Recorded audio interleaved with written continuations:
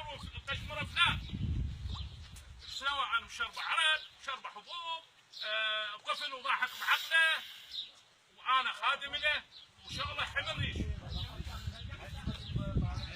هذا حكي موجه بس هذا بس احنا هسه الميدان غير داخل الدوله مصلحه ميدان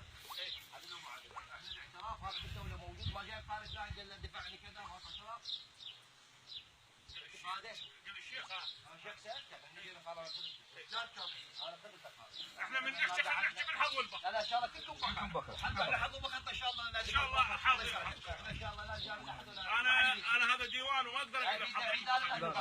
حظ ان شاء الله بس ما نكمل هذا احنا من قعدنا ب 11 الصبح تعالنا رجعنا الشيخ خالد من 11 تناقش فيها لما ما جيت كلام احنا ماكو سؤال ما سالنا هي تنعم حتبقى حول كذا تبادل واليوم واحد ترى يعيد نفسه رحت لابنك شفت ابنك قال ابني لحد الان ما مصيني الحكي كله سيسولفون فيه في ظاهر زين ولا لا شو التحويل تفعله يا اسود يا ابيض واحنا بالنسبه يا ودان يا مو ودان قال انا بالنسبه لي الامور متطوره والامور شعبه زين ولا وانا بالنسبه لي خطوه انا سيسالتك سؤال ثاني العيد انا ما طالع هذا السؤال يقول لي ابني ما عندي هذا الاعتراف لا فلان ولا فلان انا شو اقول علاقه الولد وخال ابو فايق بالافاده معترف بين تابع لفلان او فلان اكو حكيتي علو بالديوان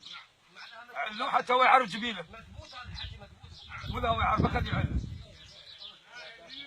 خلاص شيخنا العزيز هو من جبل عطوه عدل انت تحكي لي بالاوهام لو انا اليوم اجيك واحترق لساني هذا الاعتراف ليش لو مو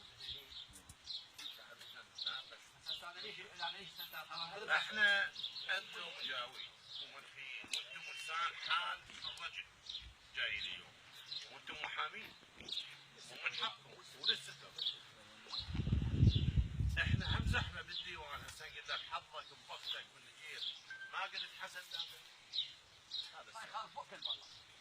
وقت البلط لا بعد خلص لا هذا ديوان سأل سؤال خليه يجاوب عليه الشيخ خالد العيدان حكاها لا والله ما حكاها بدي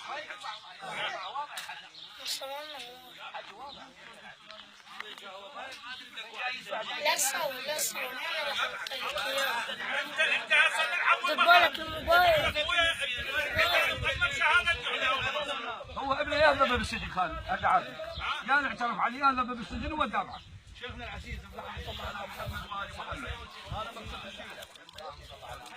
انا من جيت انا واخوي الشيخ الحمداني وشيخ خلينا العفو الله ينفع احنا حتى يصير الحكي واضح خلينا العفو الميدان نبلهم بالسجين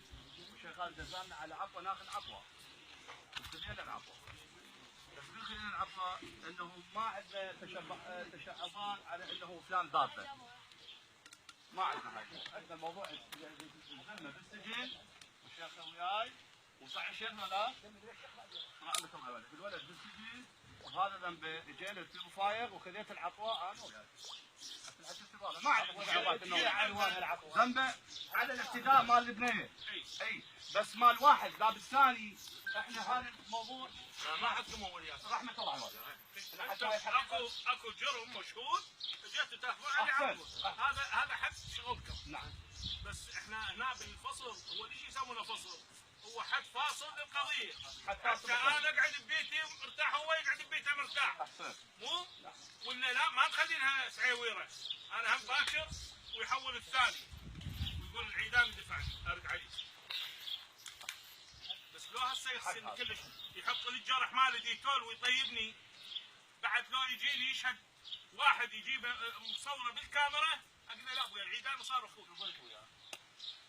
خلي يطيبني